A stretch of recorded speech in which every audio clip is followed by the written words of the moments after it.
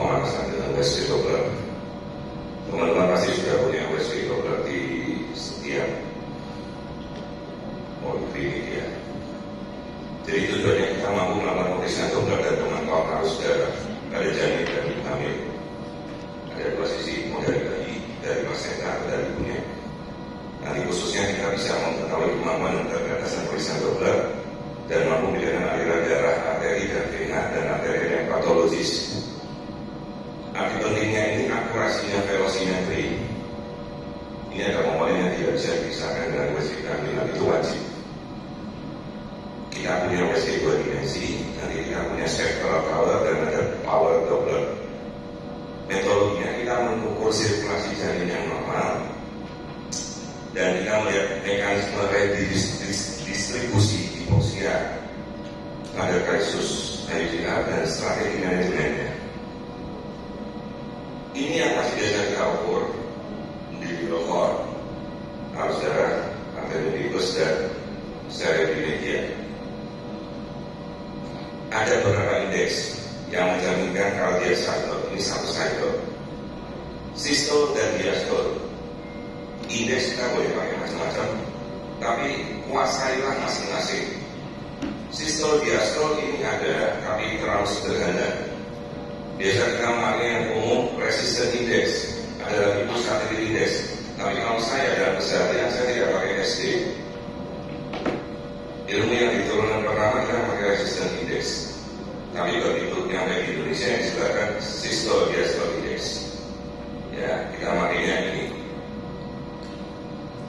Tolong nama-nama penemunya juga diketahui, jangan sekali-kali merupakan sejarah.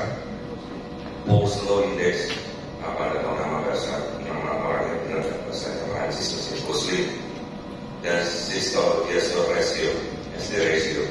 Ini yang paling sederhana, tapi kalau bisa bahasa yang ini, ya. Nanti ada tabelnya, tidak usah dihafal, pasang saja mereka di poliklinik masing-masing, ya.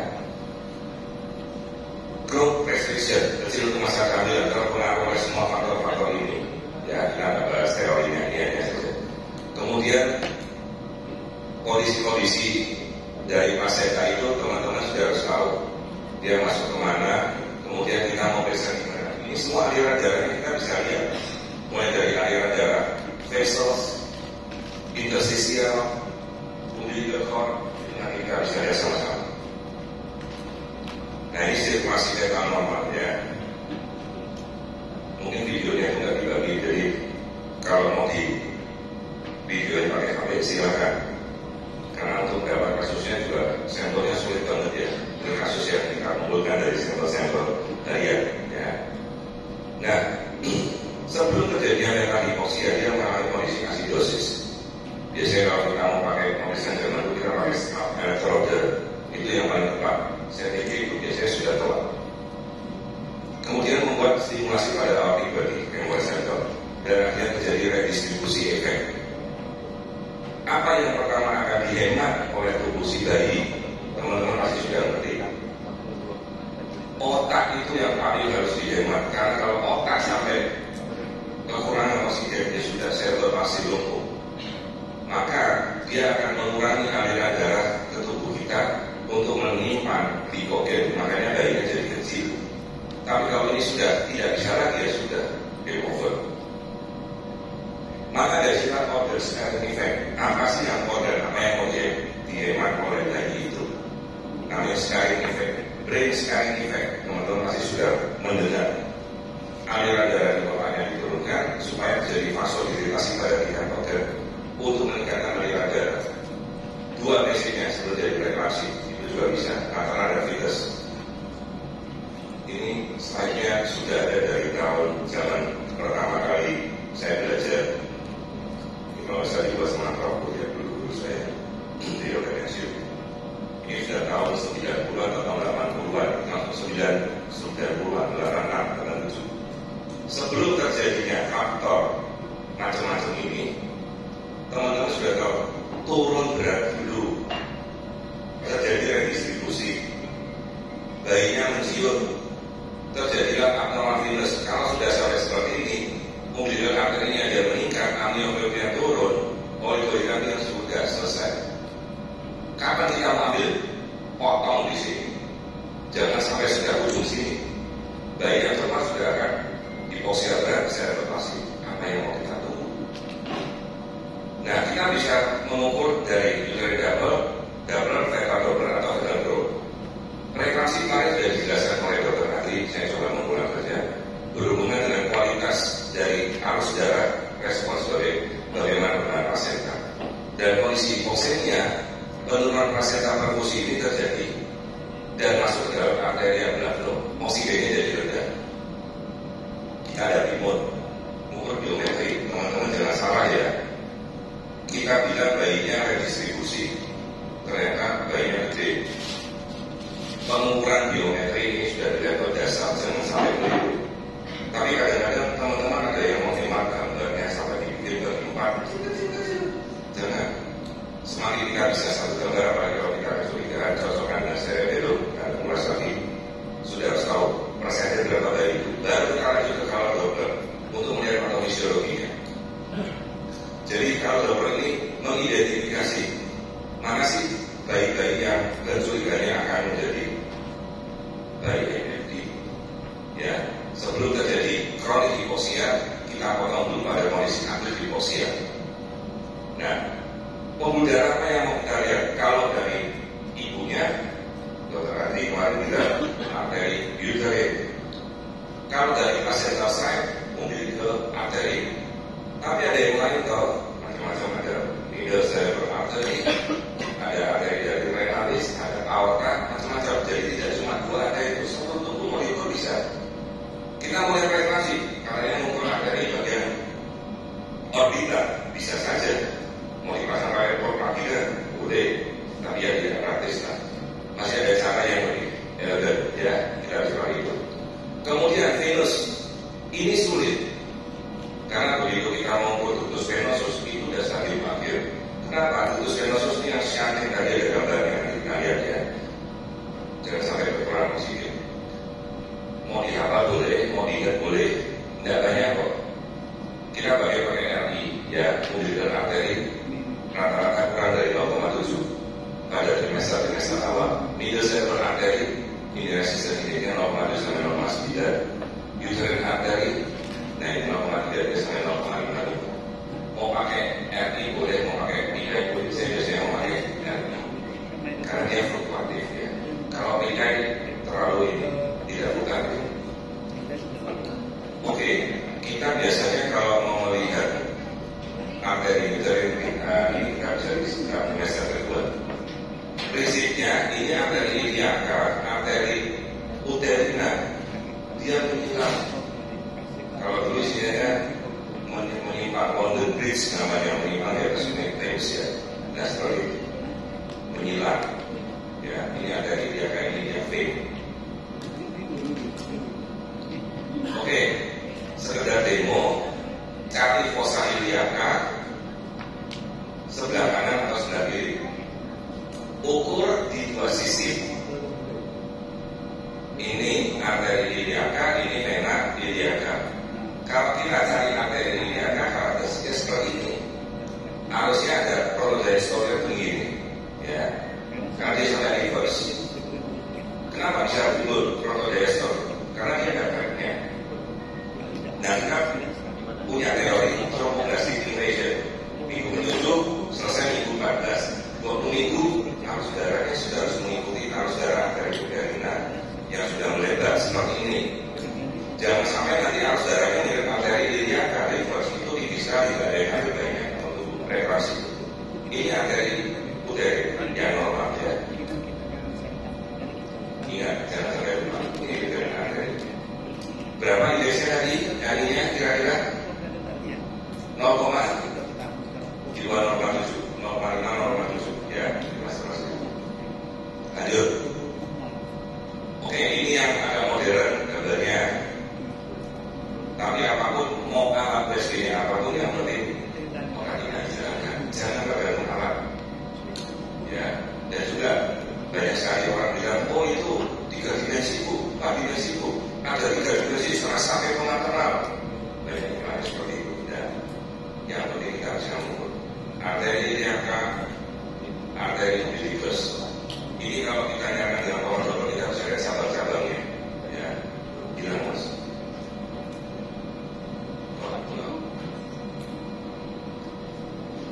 Nah, ini yang namanya diastolik nos, harus proto-diastolik. Begitu kita temu nos, ini artinya invasi tromboblasnya terlambat. Kok bisa terlambat? Pembuluh darahnya jadi kaku. Kenapa? Darahnya mungkin kental, terus suri autoimun, terus istilahnya antikoagulannya.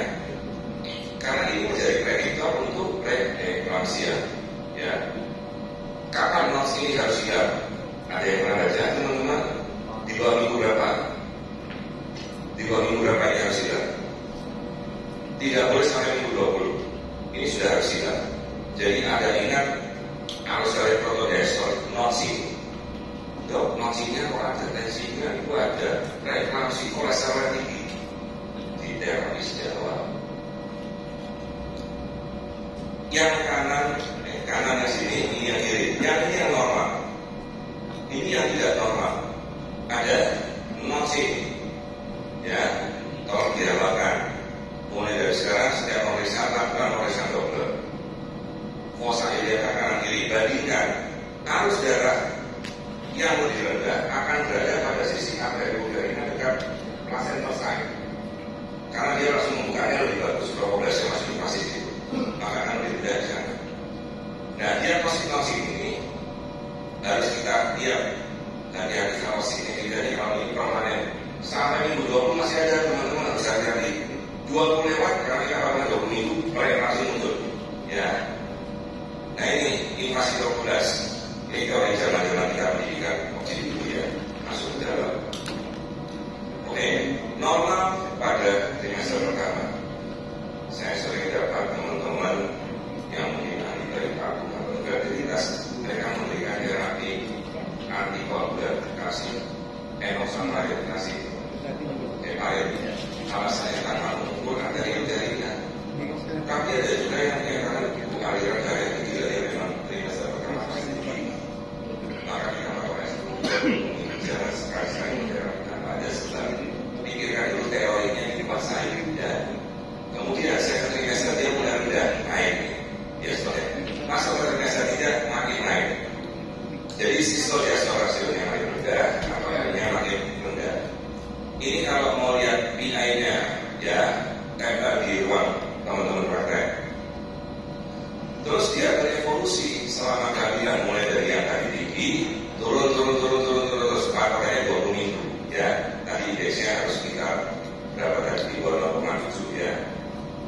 Ini indeksnya tadi kita bisa pilih. Nah ini yang normal. Trimester pertama, trimester kedua, trimester ketiga ya. Ingat gambarnya. Kemudian kalau abnormal sudah dari awal rendah, maka ini memang reverse. Ingat kalau reverse ini mendekati arteri iliaca. Jangan keliru dikiranya kita nangkep arteri iliaca itu dari habis tadi.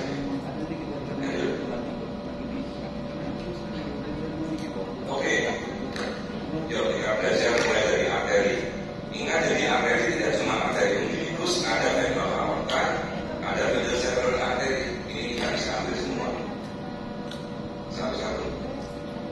Ini arteri umbilikus tahun 77 dimulai. Nah, kita bisa mencarinya yang free loop. Visceral method tidak penting. Yang penting kita bisa mengukur. Mau pakai SD rasio boleh, mau pakai RI boleh, mau pakai PI boleh. Saya biasa mengajarkan memakai RI. Ya, saya menentang memakai SD dari awal saya sesuai dengan apa yang biasa saya boleh saya pakai RI. Karena dia yang menggunakan pertama kali. Ya. Ini kalau kita mau pakai PI, nah andai jadi tidak terlalu membedakan. Tapi kalau kita nanti pakai RI, dan ini beda. Dok, kok RI-nya tinggi sekali? Nah ini kalian ya seperti ini. Sistol, diastol, mau pakai SD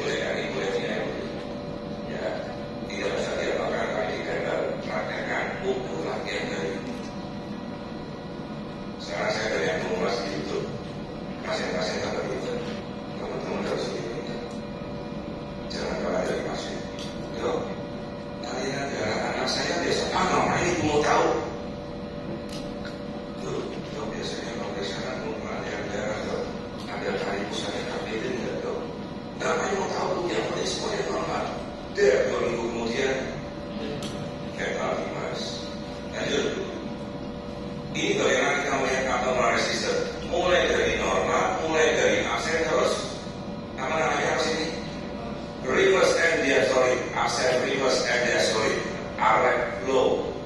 Kalau teman-teman sudah menemui arus darah seperti ini, mau ditunggu berapa lama? 2 minggu lagi. Temukan ini, kalau itu minggunya sudah cukup, di atas 29 minggu terminasi. Kalau tidak, hanya sampai seminggu mati.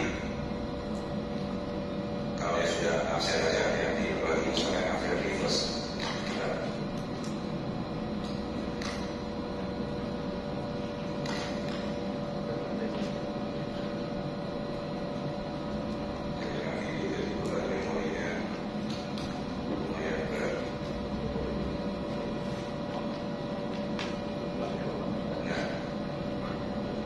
Ini yang normal, menunjukkan hipoksia, absen dulu sebelum reverse, jangan kelewatan.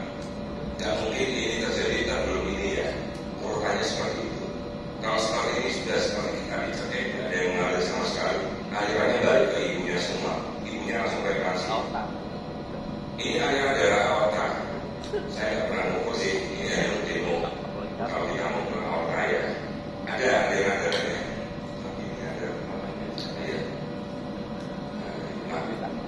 Nah ini kalau untuk aorta boleh teman-teman untuk sekedar just to know, tapi ini tidak terlalu penting yang kita pakai. Ya ini indeksnya, kita bisa untuk aorta. Terus ada pembuluh darah yang lain, ini aorta masih sama, ya sudah bisa. Mulai dari yang diastolik atau reverse itu juga bisa, pada aorta bisa. Kemudian, nah ini yang paling penting. Kalau dalam keseharian teman-teman ukur middle cerebral artery tidak? Mulai dari sekarang biasakan komparasi, namanya cerebral placental index. Ini cerebral dibagi RCA dibagi arteri umbilikus. Makanya kalau pakai SD ratio nggak bisa. Tapi kalau ini bisa, makanya paling sensitif adalah RI. RI-nya MCA dibagi dengan RI-nya middle cerebral artery, nilainya harus dari 1. Titik pengambilannya, cari dulu basis kranium. Namanya apa ini? Basis kranium, darahnya ini namanya cycle of Willis. Ambil cerebral artery. Ambil yang paling bagian distal, jangan ambil yang proximal. Bagian paling distal, karena itu yang kamu cari untuk redistribusinya. Ya. Nah ini PI velocimetry, karena kalau velocimetry dipakai untuk mengukur anemia bayi yang kita bahas di sini. Oke, brain scarring effect. Ini yang cerebrimedia normal, arus darahnya harus tinggi. Biasanya dia antara di atas 0,8 sampai 1. Kalau sudah sampai arteri cerebrialnya terus kemudian jendol pembuluh darahnya ini, hati-hati ini sudah brain scarring effect, resiko fatal death. Dan kalau sudah seperti ini, hati-hati. Saya pasti kasihan bayinya. Tadi itu kita baru 5 tahun kemudian setelah dia lahir, ya kasihan. Arrest flow 98% di sini sudah asfixia berat. Dan ini sudah indikasi untuk intervensi. Kalau ini yang sudah umbilical artery reverse, kemudian middle cerebral artery decrease resistance, indikasi sudah terminasi. Ini hanya ada 2 minggu. Ya, percaya ada 2 minggu hanya. Terus, ya, ini sudah ada saja. Redistribusi dari organ otak ya, kita selesai. Oke, pembuluh darah yang lain ini kasus ovaloknya. Kita bisa nyari femoral artery, iliac artery, atau kita mau cari arteri sphenius, boleh arteri yang habis boleh orang. Tidak terlalu penting lah ini arteri yang habis. Ya, jarang saya pakai, nggak pernah malah. Ini yang waktu kita demo, saya carikan kasusnya. Jadi ini urutan-urutannya sebelum kita terjadi perubahan. Nah sekarang kita pindah ke vena. Vena juga penting. Ya, urutan-urutannya placenta, umbilical vena, gluteus venosus, inferior vena cava. Nah 50% liver, 50% gluteus venosus. Ini gluteus venosus. Arus darahnya trifasik, ada gelombang A, ada gelombang E, adjacent, ya, AB namanya. Kalau ini menuju ke arteri vena inferior vena cava, bentuknya seperti itu. Ya. Tapi kalau gluteus venosus seperti ini.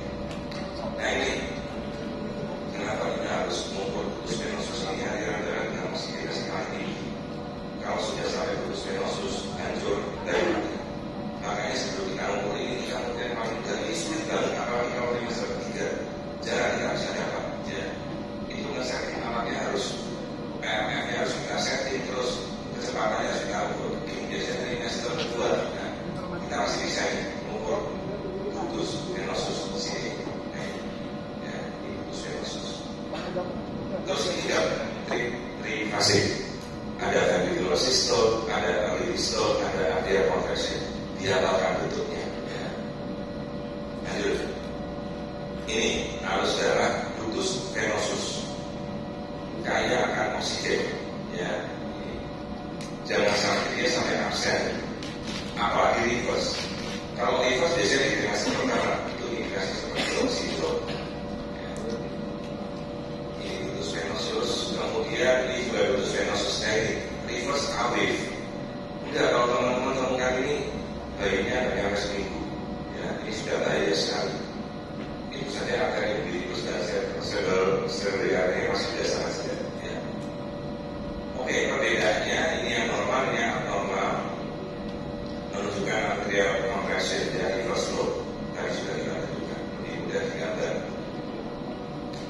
Nah, kita lanjut ke umbilical vein. Jadi kalau teman-teman mengukur arteri umbilikus, di bawahnya kita biasanya dapat 2 gelombang. Saya selalu ambil kalimatnya di kapal besar supaya dapat umbilical vein. Umbilical vein sifatnya lurus saja, dia menjadikan myocardial function. Jangan sampai umbilical vein-nya berdenyut. Kalau umbilical vein sampai berdenyut, itu bayinya sudah bahaya. Nah, seperti ini, lurus saja. Makanya kita ambil kalimatnya agak gede supaya bisa dapat 2 gelombang, satu arteri, satu umbilikus. Sudah kita ingat, kalau arteri umbilikus itu membawa oksigen apa karbon dioksida? Karbon dioksida, jangan kembali, satu saya udara kita. Nah, kalau vena umbilikus dia membawa oksigen, ya jangan kembali. Oke. Nah, ini absen apa? Absen diastolik pada arteri umbilikus. Perhatikan venanya berdenyut. Begitu vena berdenyut, sebentar lagi bayi sudah siap-siap game over. Ya. Ini gambar kuno, tapi masih gambar sendiri.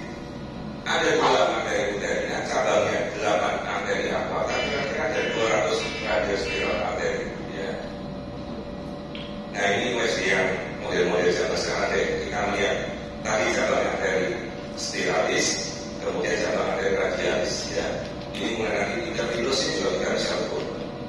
Nah, ini sekedar perbandingan spiral arteri dari usia-usia minggu ke-7 sampai minggu ke-40. Ya. Arteri spiralis. Ini kalau intervillus space, ini indeksnya, nggak usah lihat Pak, ini jarang saya pakai.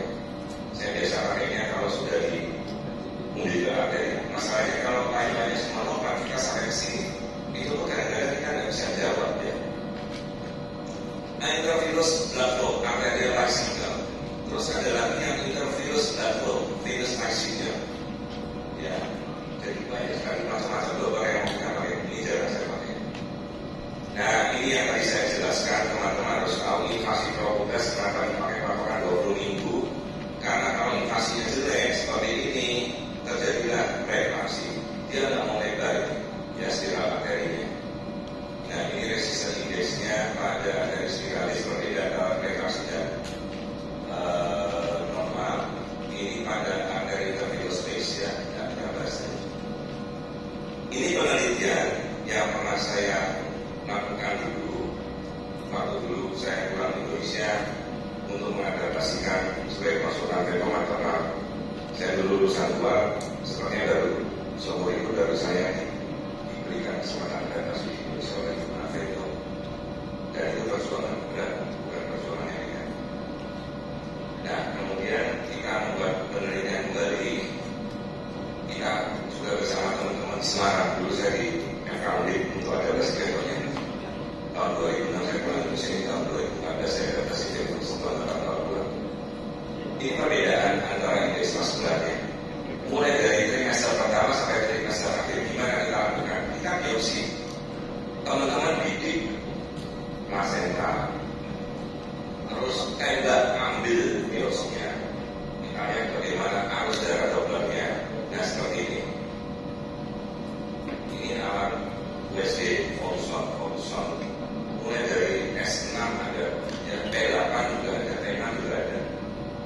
Tapi tergantung mau kita pakai untuk ukur apa tidak. Ya. Kita ambil placenta, ya, Doppler, terus kita bidik. Nah, nanti kita tembak namanya vascular flow index, ada flow index. Ya.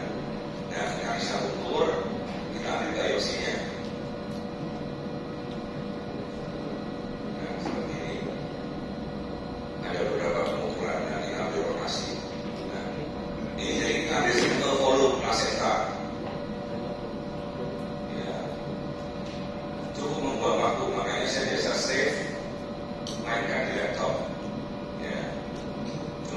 nilai praktisnya ada. Ini hanya untuk kita publikasi jurnal. Ya. Begitu kita udah dapat sampel volume semua sama, nyalakan, otomatis mesin yang ngukur kok indeks yang keluar seperti ini. Ya, di sini keluar indeksnya, pas keluar indeks, terus macam-macam. Nah, kalau ini begitu sudah saya save, pindahkan aja di laptop yang ngukur sendiri. Tidak usah pusing, ini kita main di laptop sendiri kok. Ya. Ini Masenta, ya.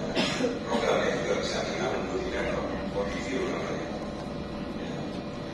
Terus nanti kita ukur ini masuk makro.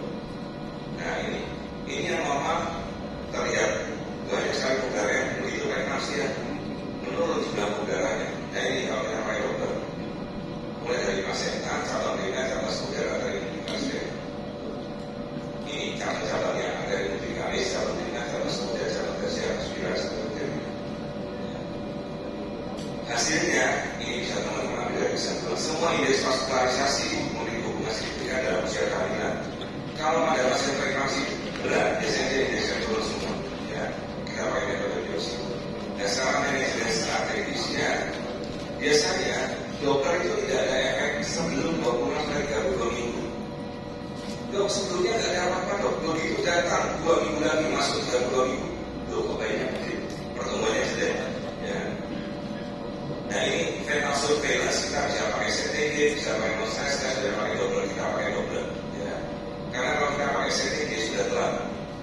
Nah ini indeks-indeksnya. Kalau untuk melihat udara placenta kita pakai udara dari udara dari. Kalau melihat fetal arterial circulation kita pakai resolusi dari BSR. Kalau melihat fetal arterial circulation kita lihat derajat asidemia. Nah, ketika 50% placenta tak berfungsi, dia sudah main hipoksia, modelnya arteri dulu. 70% placenta jelek, model hipoksia, kompensasi dan resistisi, break sparing, makan. 90% placenta hancur, sudah severe hipoksia, biasanya itu sudah sosial hancur. Ya, apa yang kita tunggu? Bagaimana kita menjudge derajat hipoksia? Kita pakai angkotnya. Kompensasi restitusi. Kalau sudah ada oksigenasi ke otak, miokardium beta adena, kemudian penurunan pada ginjal, liver, titik nadir ini 3-2 minggu lagi sebelum fetal limas. Jangan lupa tadi yang gambar yang masa lalu itu, nah ini kita cuma punya waktu 2 minggu. Kalau sudah abnormal arteri 2 minggu, kalau sudah abnormal ductus venosus 1 hari, dok, CTG-nya kok masih ada berita. Jangan pakai CTG itu sudah kronik hasilnya. Itu kalau kita mau biofisial profil sudah telat. Kita pakai ini, jangan mundur ke belakang sekian puluh tahun lagi. Ibu-ibu, bapak-bapak semuanya pakai CTG itu sudah pasti kronik. Kalau kita temukan CTG yang sudah jelek, 2 minggu itu sudah telat. Sebelumnya sudah pasti jelek semua. Ya, jadi kalau teman-teman sudah menemukan CTG yang jelek, non restoring itu 2 minggu kita sudah telat. Jadi pakailah dokter.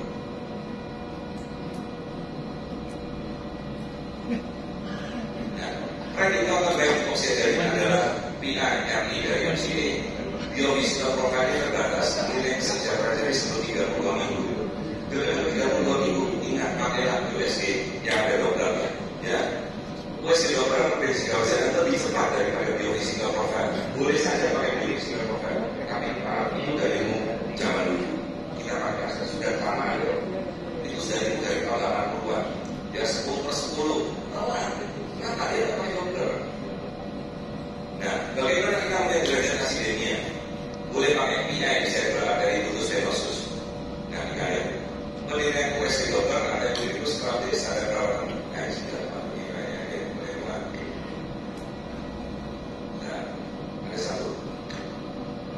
ini tanggal 19 April sebelum saya berangkat Pak Iqbal.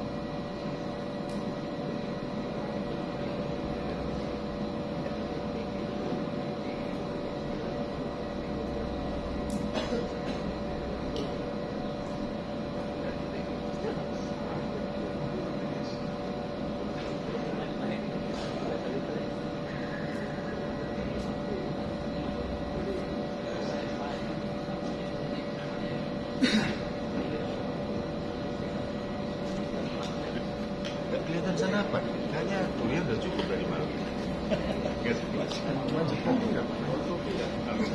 nggak ada yang mau. Itu saya udah kode-kode ke Adi.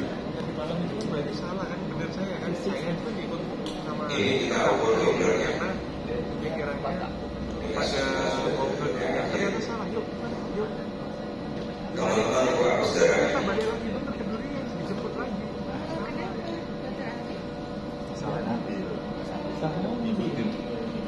Ini reverse ada story. Bener kan? Kita juga bingung. Judulnya hipermoili. Tapi disebut. Saya semua punya banyak.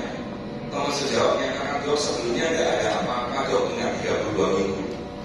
Ya, tidak ada apa-apa. Iya dok, terus baiknya kenapa? Kecil, terus lihat oligohidramnya kita masih single pocket, tidak nyampe 2,5. Kamu sudah ukur cerebromedia-nya, sudah dok brain scan. Aduh, mulai kapan itu? Tetap tidur aja. Ini hasilnya nggak ada masalahnya. Coba dia ukur. Aduh, ini sudah brain scan effect, dia sudah low. Berapa ini biasanya? 0,7, harusnya dia pas 0,8 sampai 1. Ini sudah brain scan effect. Saya belum masuk kali biasanya.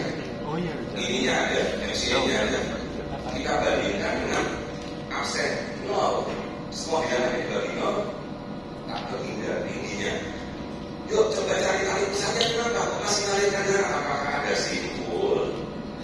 Ataukah ada truk 0? Simpul dengan truk 0 sama ya. Dan terus kita ukur. Coba yuk jarak ini satu ini berapa senti? 2,68. Kenapa di jarak 2,68 ada sampai 3 kali coiling? Ada pernah perhatian tali pusat seperti kabel telepon. Jangan ditunggu kalau sudah. Pagi biasa ngopi kan? Oh, cuma nggak bisa tiap pagi. Satu kabel telepon itu berapa coiling? 1 sentinya. Kalau ngopi mending Atau 2 sentinya. Dalam 3 senti ini berpoin-poin. Itu kabel namanya indeks coiling tali pusat. Nilainya 1 dibagi berapa coiling. Atau kita ukur berapa sentimeter.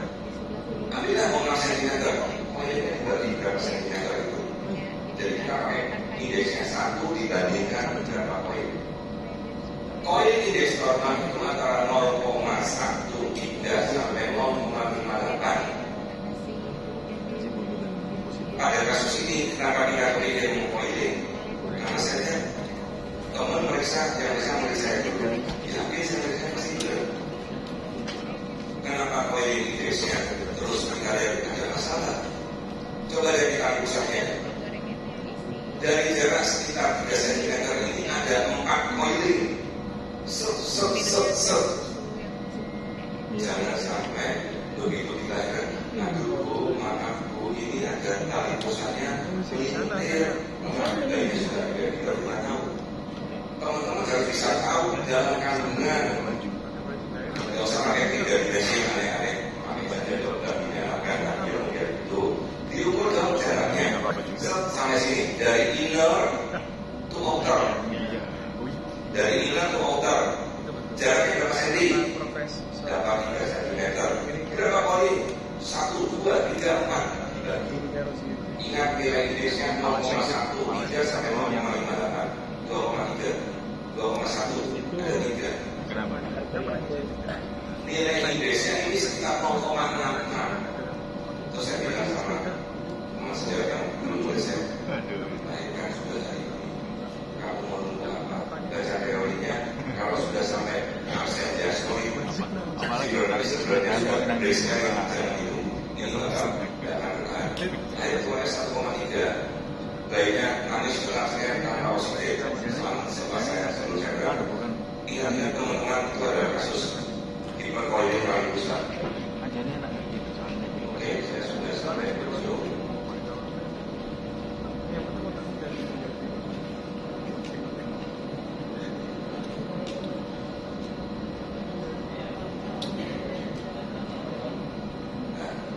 Sampai pada ujungnya hipnosis. Pembinaan West Dokter akan menjadi standar untuk rekreasi dan pendidikan.